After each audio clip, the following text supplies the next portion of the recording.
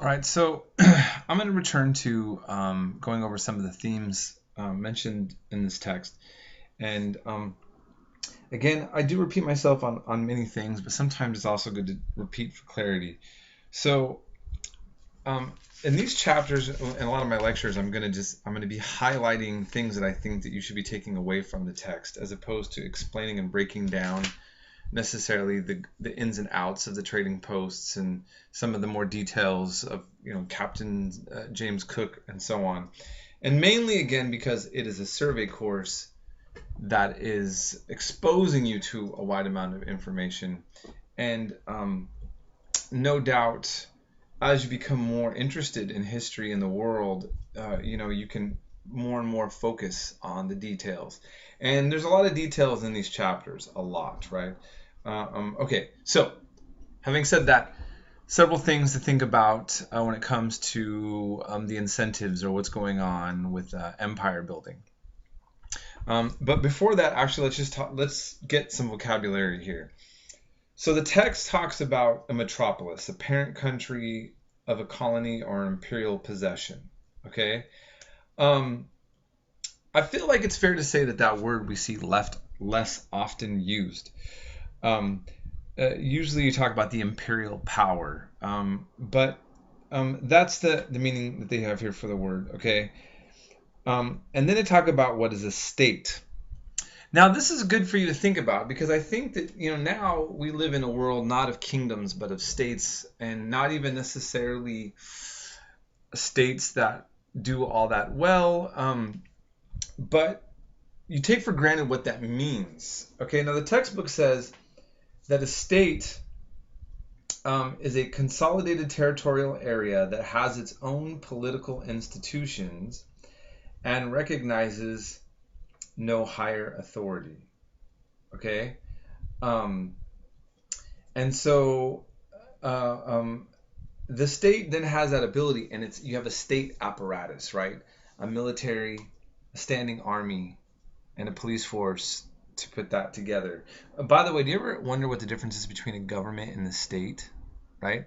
Government is like Congress, a parliament system, those kind of things, right? The state is the muscle, the backbone that actually keeps it in power. Okay, and by the way, I think if you think about the difference between having a strong state, or what a state is, okay, and what states think that they need to do to maintain that territorial area, and maintain their governments, and recognizing the supremacy of those states, okay,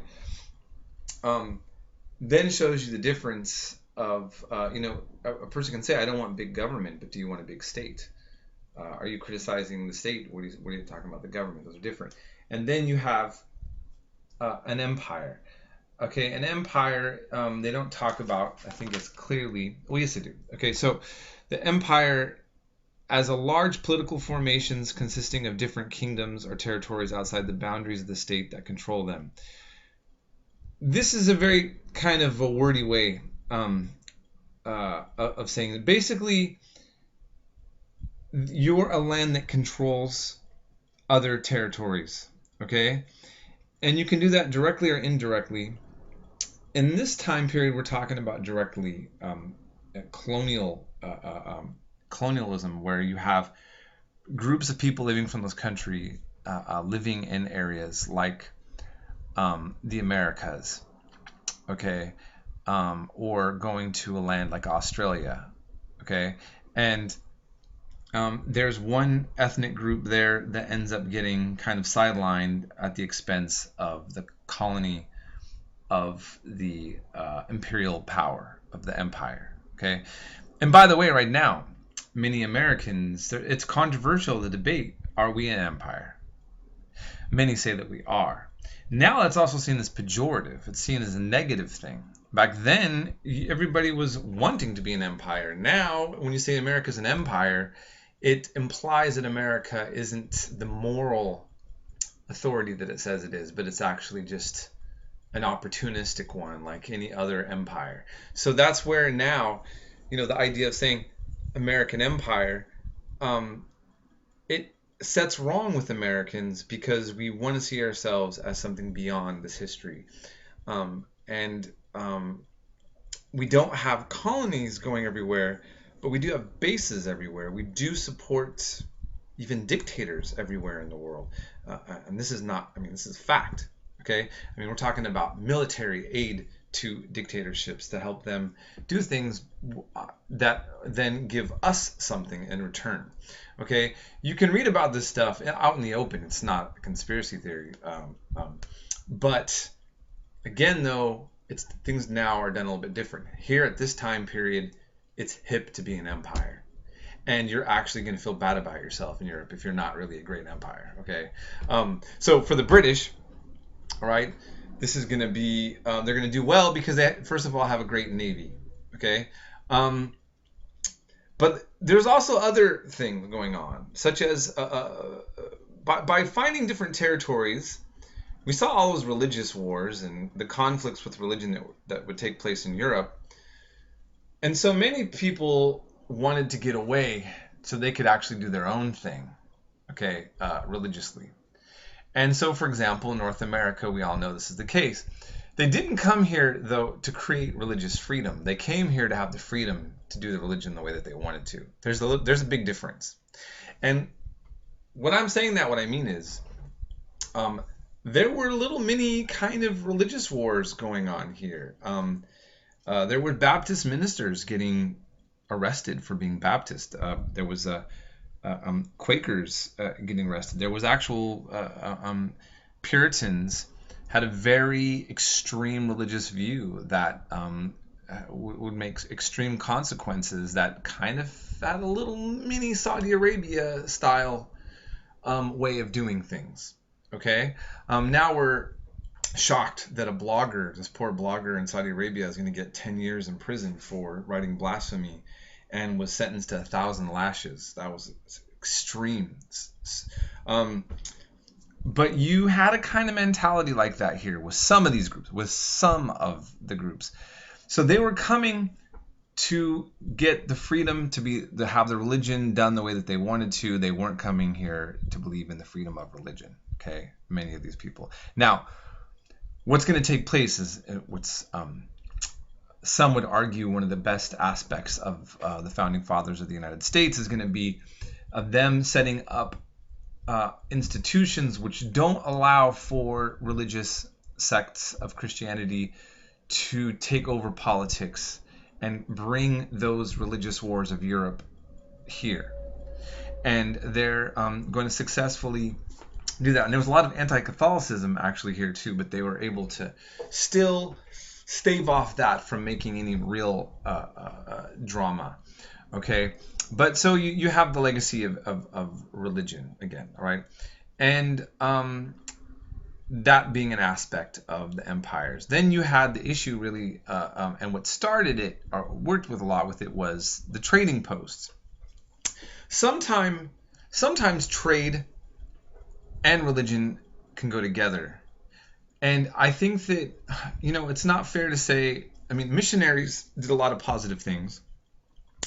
But at times, I remember in my Making of Modern East Asia class, that as the British were trying to crack open Chinese markets, because the Chinese didn't want to do markets, they were basically forcing drugs on them. The Opium Wars is what I'm talking about. And sometimes he mentioned that boats would have Bibles and opium illegally shipped into China.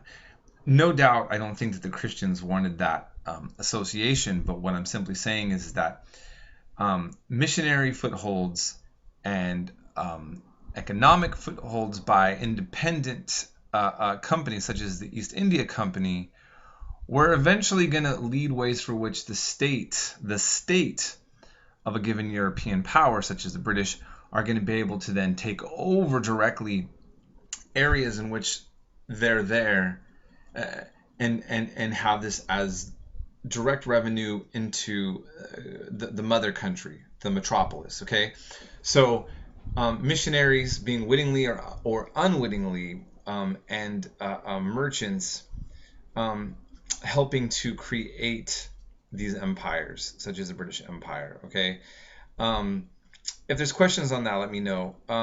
And in the case of Australia, as it mentions, there was a penal colony started there. There's always that kind of joke or irony that Australia was founded by criminals from Europe. That's kind of true, but that's not fully fair. But you can see where that gets thrown out. So, okay, just want to move in here. This picture is kind of a nice little depiction of the hustle and bustle of one of these ports. But here's the map that says it all, and stuff that you read in this text. We're seeing from France and Spain, the Netherlands, the Dutch Republic. We see the Russian Empire really taking over so much in the world right now. What's bizarre is look at the Dutch Republic, this tiny little thing here, and it's taking over, huge parts of the world. Great Britain's not so greatly sized. When it comes to nations being able to take over nations, we can truly say that size doesn't matter. And it's a big debate and discussion, and a lot to be said on why that is. I will kind of go into that just for a little bit on the next lecture.